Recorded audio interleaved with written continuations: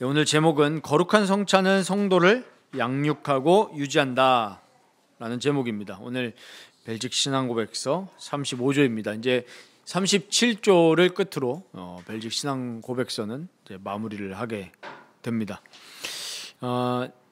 오늘 우리 오전 설교 때 말씀드렸던 것처럼 예수님께서 마태복음 28장 19절 20절에 내가 너희에게 분부한 모든 것을 가르쳐 어떻게 하라고 그랬죠? 지키게 하라 그랬습니다. 예수님이 분부한 모든 것. 오늘 이 59절에 뭐라고 말씀하십니까? 예수께서 가버나움 회당에서 가르치실 때 이 말씀을 하셨다 그랬습니다. 그러니까 이 말씀을 가르치신 겁니다. 그럼 우리 아까 마태복음 28장으로 들어가서 예수님께서 분부한 모든 것을 또 우리도 가르쳐서 지키게 하라. 그럼 오늘 이제 예수님이 뭘 가르쳐 주신 거죠? 성찬에 대해서 알려주신 겁니다. 성찬의 의미에 대해서 알려주신 거예요. 그리고 실제적인 우리의 이 영적인 유익을 가르쳐 주신 거기 때문에 그럼 우리가 이런 부분들도 어떻게 해야 된다는 얘기죠? 가르쳐서 지켜야 된다는 얘기입니다. 그래서 우리가 말씀을 연구해야 되는데 우리가 서론적으로 이 신앙생활이라는 것이 사실은 단순한 거잖아요. 예수로 인해서 이렇게 죄사함 받고 그 예수 그리스도를 우리가 믿을 때, 입으로 시인할 때 우리가 구원받고 이제 하나님의 자녀로서 살아간다는 것. 뭐 되게 보면 되게 단순하고 심플한데 여기서만 끝나면 어떤 가능성이 될 가능성이 크냐면 이 신앙을 편식화합니다. 편식. 그러니까 우리가 육신적으로도 편식을 하게 되면은 불균형이 오듯이 우리가 예전에 제가 몇 번 말씀을 드렸는데 환원주의. 그러니까 이 성경 66권을 한마디로 말하면 예수 믿고 구원받는 거 맞죠. 맞는데 그냥 그렇게만 끝나고 만약에 우리가 성경을 안 읽으면은 그게 이제 환원주의가 되는 거예요. 그렇게 되면은 신앙이 건강하지 않게 되죠. 그러니까 연구를 하지 않으려는 거예요. 근데 오늘 우리 오전 설교 말씀 보십시오. 에스라가 뭘 결심했다 그랬죠? 하나님의 율법을 연구하고 준행하고 가르치기를 결심했다. 그러니까 우리가 신앙생활에 있어서 가장 중요한 게 뭐냐면 뭐 가장 또 중요하다 이래버리면은 또 다른 건 안 중요하다 이럴 수 있으니까 어쨌든 중요한 게 뭐냐면 성경을 읽는 겁니다. 성경을 읽고 묵상하고 연구하고 지키고 또 그것을 같이 독려하고 위로하고 하기 위해서 교제 이것들이 같이 이루어져야 돼요. 그런데 지금 우리 이 시대의 교회를 보십시오. 성경을 이렇게 혼자서 묵상하고 또 같이 이거 가지고 교제하고 그래서 우리가 이 말씀대로 살아가자. 말씀대로 우리가 언행도 하나님 말씀대로 말하자. 사실 우리 언어도 포함되는 거거든요. 말씀의 은혜 다 받아놓고 우리가 실제로 언어 생활 보면은 불신자랑 똑같아요. 그러면은 말씀을 안 지키는 거잖아요. 우리의 이 신앙생활은 우리 인생의 우리 삶의 모든 것이잖아요. 내가 어떻게 돈도 마찬가지입니다. 우리 아까도 뭐 돈 얘기를 잠깐 했지만 뭐 슬픈 기억도 뭐 얘기를 많이 하셨기 때문에 저도 지금 슬픈데 저도 뭐 빚을 갚고 있고 뭐 그러니까 근데 우리가 돈을 모으고 돈을 쓰고 이런 부분들도 그럼 어떻게 해야 되겠습니까? 신앙인이기 때문에 하나님의 뜻대로 벌고 방법도 마찬가지죠. 하나님이 원하시는 방법으로 벌고 쓸 때도 하나님이 원하시는 방향으로 써야 되는 거죠. 예를 들면 우리가 신자들이 돈을 벌 때 어떻게 해야겠습니까? 하나님의 뜻에 합당하게 벌어야 되겠죠. 예를 들면 우리가 막 불법을 해가지고 사기를 치고 돈을 번다? 그러나 하나님은 어떻게 보십니까? 불의한 재물이라고 평가를 하십니다. 쓸 때도 어떻게 해야 되겠습니까? 하나님의 뜻에 맞게 나를 위해서만 쓰는 것이 아니라 어떻게 해야 되죠? 우리 이웃도 살펴보고 또 교회도 보고 이렇게 써야 되는 겁니다. 그러니까 우리 신앙생활의 모든 방식이 말씀이어야 된다는 얘기죠. 근데 말씀을 모른다면 어느 영역에서는 뭐 예를 들면 우리가 올해 안식일을 지키라. 우리가 이제 하나님을 기뻐하고 예배하는 그런 부분에 우리가 지킬 수는 있겠죠. 그렇지만 다른 우리 삶의 영역에서는 내 마음대로 돈 쓰고 뭐 결혼 생활을 하는데 뭐 내 마음대로 결혼 생활하고 분명히 하나님 뭐라고 하셨습니까? 간음하지 말라 이랬는데 뭐 예배는 잘 드리는데 맨날 간음하고 다니고, 이거는 사실은 이게 또 하나로 연결되어 있기 때문에 사실은 진짜 신앙인이라고 할 수가 없겠죠.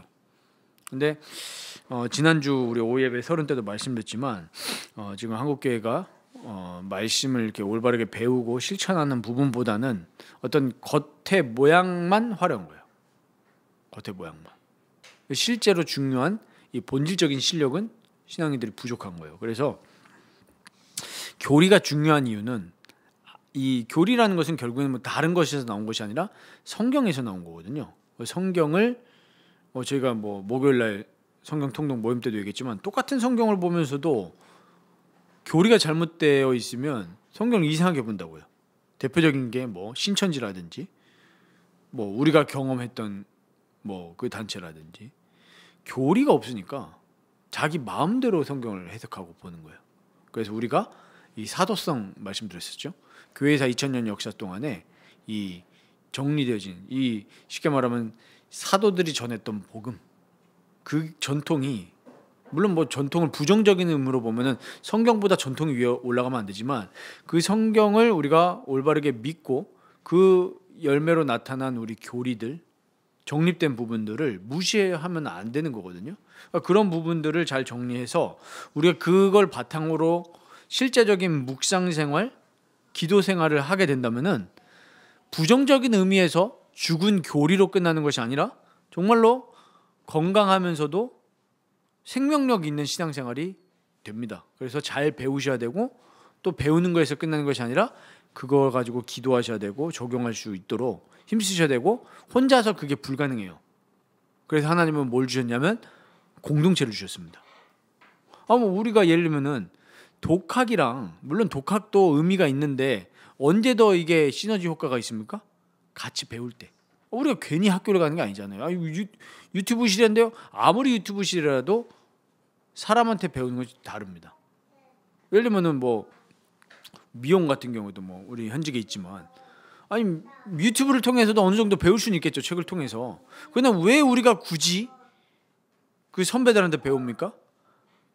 거기에서만 배울 수 있는 암묵적인 이 지식들이 있잖아요. 그렇지 않습니까? 우리가 뭐 목사도 부교육자 생활을 괜히 하겠습니까? 그냥 신학교 나와서 본인이 뭐 하면 되지. 근데 그게 아니잖아요. 선배들과 또 어른들 통해서 배우는 암묵적인 게 있단 말이에요. 그걸 통해서 사람이 다듬어지고 성장해 나가고, 물론 거기서도 울기도 하고 아픈 것들이 많지만 그런 것들이 있기 때문에 이게 있는 거잖아요. 네. 그렇기 때문에 반드시 신앙도 이 공동체 안에서 건강하게 배워야 됩니다. 오늘 우리가 배울 내용은 이 성찬인데요. 제목 그대로 거룩한 성찬은 성도를 양육하고 유지합니다. 성찬은 첫 번째 조건이 있습니다. 거듭난 주의 성도가 참여하는 것이 성찬입니다. 오늘 뭐라고 나옵니까? 첫째 줄에 곧 그의 교회로 연합시키신 자들을 양육하고 보존하시기 위하여 친히 성찬의 성례를 주님께서 제정하신 겁니다. 왜 제정하셨다고요? 교회로 연합시키신 자, 그러니까 그리스도께로 붙드신 그 성도들을 양육 그리고 보존, 지키시기 위해서 성찬을 제정하셨습니다. 여기서 우리가 도출할 수 있는 것이 두 가지죠. 성찬은 중생받은, 죄로 인해서 죽었던 우리가 그리스도의 보혈로 말미암아 다시 태어난 거듭난 성도만 참여할 수 있다는 게 첫 번째고요. 두 번째는 주님이 제정하신 식탁입니다. 그리고 주님이 제정하신 만찬이기 때문에 성도라면 반드시 참여해야 되는 것입니다. 왜냐하면 주님이 제정하셨기 때문에. 그래서 근데 생각 외로 우리가 살아가면서 성찬을 올바르게 경험을 해보지 못하는 성도들이 너무나 많다는 거예요. 성찬을 잘 강조하지도 않고, 뭐 우리가 성찬을 뭐 1년에 2번 뭐 보통 이렇게 하지 않습니까? 그러니까 사실 그 교육도 잘 안 하고 주기적으로 이게 깨우쳐주지 못하니까 그만큼 영적인 유익을 못 보는 거죠. 안타까운 현실이죠. 그래서 오늘 여기 이 내용이 길지만 이 내용은 뭐 집에 가셔가지고 또 보시면 되고, 이걸 요약해서 지금 이제 설교로 말씀드리겠습니다. 이 성찬을 왜 하냐?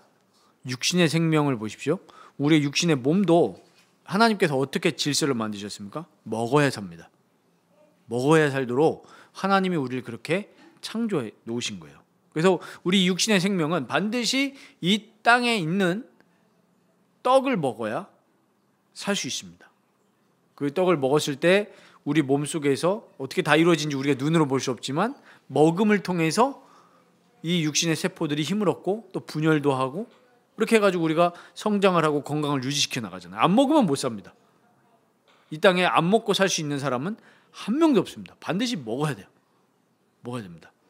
마찬가지로 오늘 여기 되게 중요한 표현이 나옵니다. 거듭난 사람에게 두 가지 생명이 있습니다. 우리 두 번째 문단에 나오죠. 아까 처음 말씀드렸던 우리 물질적이고 현세적인 생명, 우리 부모님을 통해서 받은 육신의 몸이죠. 그거는 뭐 신자 불신자 상관할 거 없이 다 공통되는 우리 이 물질적인 생명입니다. 그러나 구원받은 사람만 가지고 있는 생명이 있습니다. 두 번째로 태어날 때, 우리 중생이라고 하죠. 거듭났을 때 받은 신령하고 천상적인 생명이에요. 그래서 그리스도의 몸과의 교제 안에서 복음의 말씀으로 태어난 생명입니다. 굉장히 신비적인 거죠. 눈에 안 보입니다. 영적인 생명입니다. 구원받은 사람만 갖고 있는. 이 우리의 영적인 생명을 유지하기 위해서는 누굴 먹어야 된다는 거죠? 생명의 떡이신 예수 그리스도를 먹어야 우리 이 영적인 생명이 계속 건강하게 유지가 된다는 거예요. 이건 눈에 안 보입니다. 우리가 다 이해할 수도 없어요. 오늘 요한복음 6장에 얘기했죠. 요한복음 6장 우리 본문 읽었지만 51절에 뭐라고 말씀하십니까? 굉장히 영적인 내용이죠.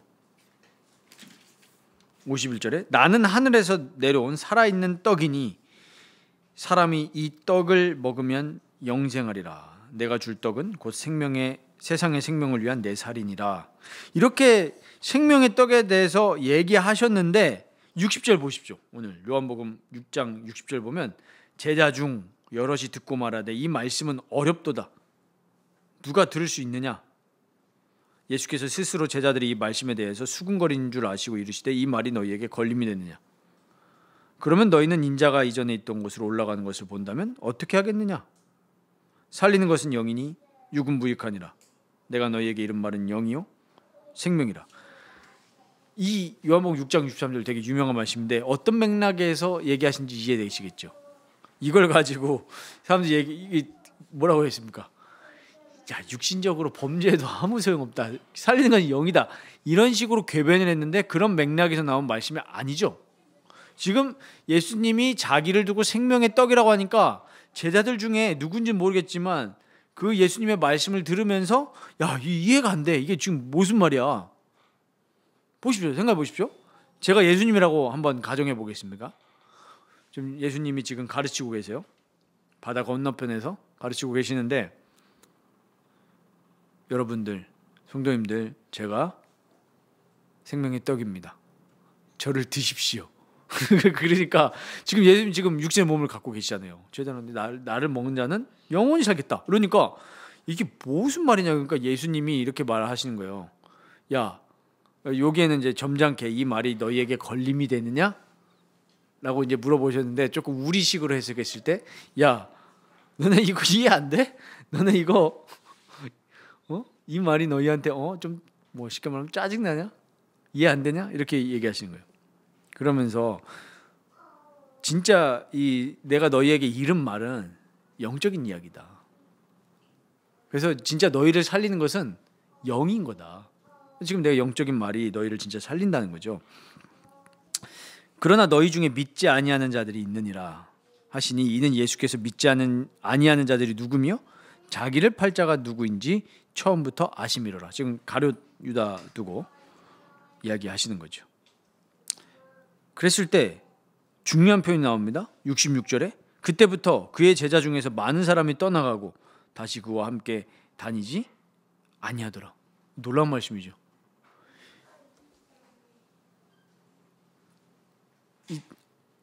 아까 오전 설교 때 제가 말씀 못 드린 부분이 있거든요.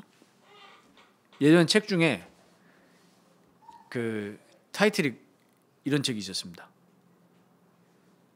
제자인가 팬인가. 되게 유명한 책이거든요. 팬은 열광적으로 따라다닙니다. 누구보다 열광적이에요. 아이돌 팬들 보시면 아시잖아요. 요즘 보니까 임영웅 팬들 와 대단하더라고요. 제가 한 번은 제가 그 얘기를 말씀 안 드렸네요. 제가 임영웅하고 축구를 해봤거든요. 임영웅 씨하고 잘하더라고요. 잘해요. 저보다 살짝 어린 걸로 알고 있는데 와 진짜 빠르더라고요. 가지고 저기 어디입니까 저기 효창 운동장에서 했었는데 뭉쳐찬다 촬영하는 곳이잖아요. 제가 이제 그 전에 교회 있을 때 경교회에서 애들하고 이제 축구하러 많이 갔었으니까 가지고 그 임영웅 씨 말고도 몇 명 또 있었었는데 그 유명한 그 배우 그 아이돌 출신 김동준 그 씨도 있었고 임영웅 씨 마크 했다니까요. 제가 했는데 끝났잖아요. 축구가 끝났는데 이제 주차장에 차를 가려고 하는데 아니 아줌마들이 갑자기 많이 보이는 거예요. 운동장 주차장에. 어떻게 된 겁니까? 금방 그 뭐 카페라든지 커뮤니티 있을 거 아닙니까? 임영웅이 효창운동장에 출연했다. 축구하러 왔다. 근데 개인 사생활이잖아요. 이거 공개된 스케줄이 아니라 자기가 그냥 취미로 축구하러 온 건데 이미 팬 사이에는 다 퍼진 거예요. 그래가지고 막 두리번거려요. 그래가지고 우리를 만나러 온 건 아닌데 뭐 아줌마들이 이제 그 폰을 들고 대기 중이더라고요. 제가 그때 야 팬은 이렇구나. 따라다녀요. 팬은.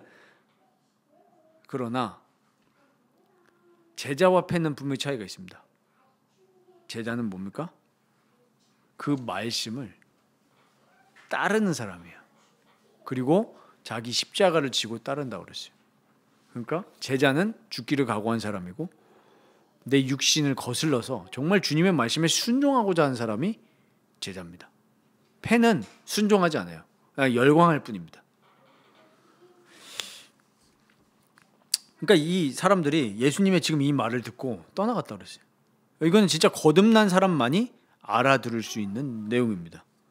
그래서 육신의 생명은 이 땅의 떡을 먹어야 성장하고 유지가 되듯이 우리 영적인 생명은 늘 생명의 떡이신 예수 그리스도를 먹고 그리스도와 연합할 때만이 우리 영적인 생명이 계속 건강하게 유지가 되는 겁니다.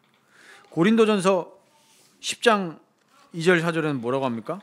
한번 보시기 바랍니다. 고린도전서 10장 2절 4절 보면 여기 세례와 성찬이 다 나옵니다. 모세에게 속하여 다 구름과 바다에서 세례를 받고 우리 성경은 얘기하죠. 이 지금 홍해에서 출애굽할 때 홍해를 걷는 것을 보고 세례라고 합니다. 다 같이 신령한 음식을 먹으며 다 같은 신령한 음료를 마셨으니 이는 그들을 따르는 신령한 반석으로부터 마셨음에 그 반석은 곧 그리스도시라. 그러니까 우리 세례가 뭐였다 그랬죠? 이 거듭난 거예요. 물과 피로 거듭난 겁니다. 죽었다 다시 살아난 거예요. 마찬가지로 우리 성찬은 신령한 음식이 되시고 신령한 음료가 되신 예수 그리스도를 실제로 먹는 겁니다. 실제로 먹는 거예요. 그러나 어떻게 먹죠? 영적으로 먹는 거죠. 그래서 우리가 이 성찬에서 제일 중요한 것이 우리 신앙에서 제일 중요한 것이 믿음이라고 했죠. 믿음은 방편입니다. 인스트루먼트죠. 이 예수 그리스도를 실제로 먹는 게 우리에게 어떻게 적용이 되어지냐면 우리 육신의 음식은 우리의 입을 통해서 먹고 우리의 내장기관을 통해서 소화가 되지만 우리 예수 그리스도를 실제로 먹는다는 것은 우리의 믿음을 통해서 우리 영혼에 적용이 되어지는 겁니다. 우리 영혼에. 어떤 걸 통해서요? 믿음을 통해서. 그래서 우리 성찬식 이렇게 해야지. 식. 이 식은 반드시 설교와 함께 갑니다. 말씀과. 그래서 이 성찬은 뭐라 했죠? 보이는 말씀이라고 했습니다. 성례는 보이는 말씀, 우리 눈으로 보는 말씀이고, 그리고 이 빵과 음료에 효력이 있는 건 아니에요. 천주교에서는 어떻게 하냐면은 이 성찬할 때 이 빵과 피를 하늘 높이 듭니다. 그러면서 이 들 때 어떻게 된다고 하죠? 변한다. 실제로 그리스도의 몸과 피로 바뀐다는 거예요. 화학적으로. 우린 그게 아니죠. 상징입니다. 상징이고 기념이죠. 이걸 보면서 우리가 뭘 기억하는 거예요? 예수 그리스도의 죽음과 부활과 예수 그리스도의 몸과 피를 기억하는 건데, 기억으로만 끝나고 기념으로만 끝나는 것이 아니라 누구의 역사를 통해서요? 성령의 역사를 통해서 믿음으로 그 효력이 우리 영혼에 적용이 되어집니다. 그래서 진짜 믿음으로 말씀을 통해서 참여를 하셔야 되는 거예요. 근데 여기서 우리 오늘 좀 중요한 얘기가 나오는데, 가운데 문단 보시면 가운데 있어요. 예수 그리스도께서 그분의 성례를 우리에게 헛되이 명하신 것이 아니면 의심할 여지가 없습니다. 따라서 그분은 이러한 거룩한 표로서 우리에게 나타내신 모든 일들을 우리 안에서 행하십니다. 여기 이제 표시해 보시기 바랍니다. 우리로서는 하나님의 성신의 감추인 활동을 파악할 수 없는 것처럼 이 이루어지는 방식도 이해할 수 없습니다. 이해되십니까? 하나님의 성신이 눈에 안 보이게 우리에게 활동하시잖아요. 그래서 우리 찬양에도 있지만 내가 어떻게 거듭났는지 난 알 수 없도다 이렇게 고백을 하잖아요. 내가 죄인이었는데 어떻게 이 하나님 믿어졌지? 이해할 수 없잖아요, 활동을. 마찬가지로 이 성찬을 할 때 실제로 우리가 믿음을 통해서 성령의 역사를 통해서 예수 그리스도의 몸과 그 피와 육신에 참여하는 것을 우리가 다 이해할 수는 없어요. 그렇지만 실제로 우리가 말씀을 가지고 믿음으로 참여할 때 우리 눈에 보이지 않는 우리 영혼은 또 성장하고 자라는 거예요. 영적인 신비입니다. 우리 신자들은 정확한 교리를 이해하는 것도 필요하지만 이렇게 눈에 안 보이게 우리 영혼이 자라나고 그리스도를 통해서 우리가 새롭게 되어진 것을 믿는 게 또 진짜 신자예요. 우리가 자칫 교리를 공부하다 보면 이런 영적인 신비에 대해서, 기도 생활에 대해서 좀 거리를 두게 될 수 있는데, 진짜 건강한 교리와 믿음을 가진 사람은 이런 영적인 신비에 대해서 이해합니다. 하면서도 신비주의에 빠지지 않죠. 왜? 말씀과 교리라는 울타리가 딱 있으니까요. 이거를 정확하게 이제 이해를 하시면 좋겠죠. 그래서 결론적으로 이 성찬은 우리에게 베푸신 거룩한 식탁이고, 성찬식 때 우리가 눈물을 흘릴 수도 있고, 그래서 저도 일부러 성찬식 때 막 이렇게 약간 슬픈 무드의 찬양보다는 좀 기쁜 무드의 찬양을 좀 일부러 하는 편인데, 아니 식사하실 때 슬퍼하시면서 드십니까? 아니면 기쁜 마음으로 맛을 즐기면서 드십니까? 일단 눈물 흘리면 일단 밥이 안 넘어가요. 일단 우리가 성찬이, 물론 우리가 예수 그리스도의 고난을 기억하면서 조금 마음이 어떤 감사의 눈물이 날 수도 있겠지만, 본질은 살아나는 시간이기 때문에 기쁘고 같이 누릴 시간입니다. 물론 엄숙한 요소도 있습니다. 가볍게 참여해서는 안 되겠죠. 하지만 슬퍼하는 그게 아니라, 엄숙하고 막 종교적인 그런 의식이 아니라 실제 주님과의 교제고 주님을 먹는 시간이에요. 영적으로. 그렇다고 하면 우리가 이 거룩한 식탁을 좀 더 고대하고 기뻐하셔야 돼요. 저도 처음에 성찬에 대해서 교회 개척하면서 준비를 하면서 이건 매달 해야 되겠다 하고 생각하고 그렇게 실천을 옮겼습니다. 24년 1월부터. 근데 이게 또 계속 요거에 대해서 내가 기도하지 않고 이 연구를 게을리하다 보니까 어떤 현상이 일어나냐면, 한 셋째 달, 넷째 달까지 괜찮았는데 한 다섯째 때부터 벌써 또 한 달이 됐네? 그렇게 큰 걸 준비한 것도 아닌데도 약간 좀 죄송한 표현이긴 하지만 살짝 귀찮다라는 게 작년에 한번 찾아왔어요. 그랬는데 다시 또, 그래서 이 기도와 연구 생활이 중요한 거예요. 다시 또 묵상하니까 너무 은혜로운 시간이구나. 요즘엔 되게 즐거워요. 내 영적인 생명력이 또 생명력을 얻는 시간. 아니, 밥 먹을 때 싫은 분 계십니까? 밥 먹을 때 싫으면 그거는 무조건 병든 사람입니다. 밥 먹을 때 슬픈 사람은 한 명도 없습니다. 밥 먹길 기대하죠. 저희 애기들은 일어나면 뭐 하냐면 엄마 밥 줘, 이거. 엄마 밥 줘. 정상이에요. 건강하다는 증거죠. 우리가 영적인 생명력을 얻고 또 하나님과 이웃에 대해서 참되게 살아갈 수 있도록 우리 영혼을 또 갱신시켜 주시고 힘 주시는 시간이 바로 이 성찬입니다. 그래서 성찬을 고대하시기 바랍니다. 우리가 예수 그리스도, 우리의 생명의 떡이 되신 예수 그리스도를 먹고 그리스도와 연합하는 시간이다. 그래서 다음부터 이제 성찬에 참여하실 때 정말 내 영혼의 이 생명이 거듭난 우리의 영혼이 다시 새롭게 힘을 얻고 영양분을 공급받는 시간이다. 그 의미를 알고 참여하시면서 정말 우리가 계속 영적으로 성장되어 나가는 우리 라이프 교회 모든 지체들이 되시기를 바랍니다. 마지막으로 이제 웨스트민스터 신앙고백서 29장 1절 잠깐 말씀드리고 마치도록 하겠습니다. 29장 1절에는 어떻게 설명을 하냐면요, 주님이 잡히시던 밤에 그분의 몸과 피의 성례 곧 주의 만찬이라 불리는 성례를 제정하시고 세상 끝날까지 그분의 교회에서 지키도록 하셨습니다. 왜 지키도록 하셨냐? 자기가 죽으심으로 친히 자신을 들이신 희생제사를 영원히 기념하도록 하기 위한 것이고, 참된 신자가 거기에서 받을 모든 은택을 인치며, 그러니까 그리스도의 희생 제사를 통해서 우리에게 주어지시는 영적인 유익들 있잖아요. 그걸 인치는 거예요. 확인시켜 주시고 그리스도 안에서 영적 양육과 장성을 얻게 하고, 아까 말씀드렸죠.